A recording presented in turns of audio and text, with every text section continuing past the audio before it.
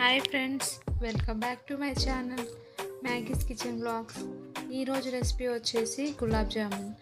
ఈ గులాబ్ జామున్ ఎంతో టేస్టీగా ఎంతో జ్యూసీగా రావాలంటే ఇలా ట్రై చేసి చూడండి.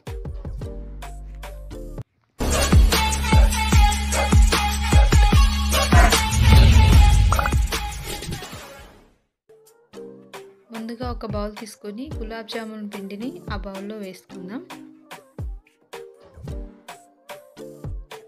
ఆ బౌల్లో వేసుకున్న తర్వాత కొంచెం కొంచెంగా వాటర్ యాడ్ చేసుకుంటూ మొత్తం కలిసేలాగా కలుపుకోవాలి.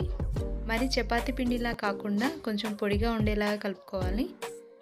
ఇలా కలుపుకోవడం వల్ల ఆయిల్లో ఫ్రై చేసినప్పుడు విరిగిపోవు. కొంచెం పిండిని తీసుకొని గట్టిగా ప్రెస్ చేస్తూ ఎయిర్ లేకుండా రౌండ్గా చేసుకోవాలి. చూసారు కదా, ఇలా చేసుకోవాలి. చూడండి, రౌండ్గా వచ్చింది. అలాగే మొత్తం పిండిని రౌండ్గా చేసుకోవాలి. చేసేసుకోవాలి రౌండ్గా. స్టవ్ ఆన్ చేసుకొని ప్యాన్ పెట్టుకోవాలి. ప్యాన్ వేడెక్కాక ఆయిల్ వేసుకోవాలి గులాబ్ జామున్ మునిగే వరకు. తర్వాత ఒకటి వేసుకొని ఆయిల్ వేడైందా లేదో చూసుకొని కొన్నిగా తీసుకొని నేను చూపించిన విధంగా ఆయిల్లో వేసుకోవాలి. ఇలా వేయడం వల్ల అన్నీ ఒకేసారి గోల్డెన్ బ్రౌన్ కలర్లో వస్తాయి.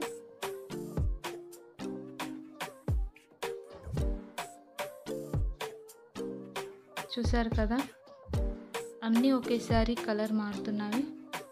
గోల్డెన్ బ్రౌన్ కలర్ వచ్చాయండి. బౌల్లోకి తీసుకుందాం.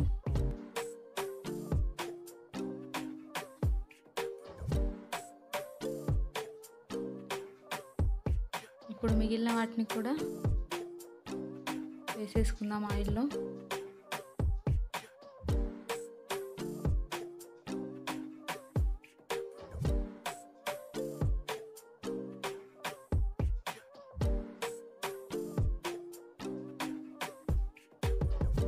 బౌల్లో తీసుకుందాం.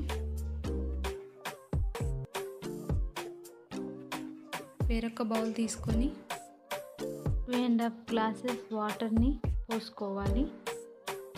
తర్వాత అందులో 1 గ్లాస్ షుగర్ని యాడ్ చేసుకుందాం. స్వీట్ ఎక్కువ కావాలనుకునే వాళ్ళు ఇంకా 1/2 గ్లాస్ షుగర్ని యాడ్ చేసుకోవచ్చు. 4 ఇలాచీ తీసుకొని పొడి చేసుకుందాం. షుగర్ కరిగే వరకు వెయిట్ చేసుకొని స్టవ్ ఆఫ్ చేసుకోవాలి. గులాబ్ జాములని ఒక్కొక్కటిగా ఆ షుగర్ సిరప్లో వేసుకోవాలి. నేను చూపించిన విధంగా వేసుకోండి.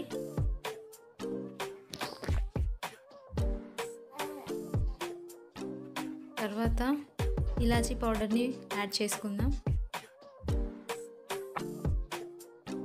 అప్పుడే తినేయకుండా కాసేపు వెయిట్ చేయాలండి.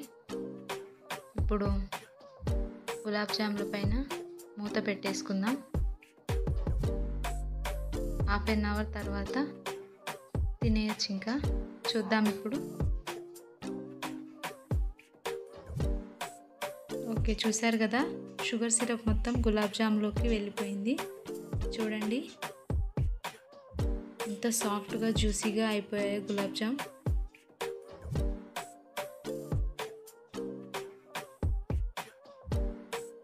యమ్మీ యమ్మీ జ్యూసీ గులాబ్ జాములు రెడీ అయిపోయాయండి.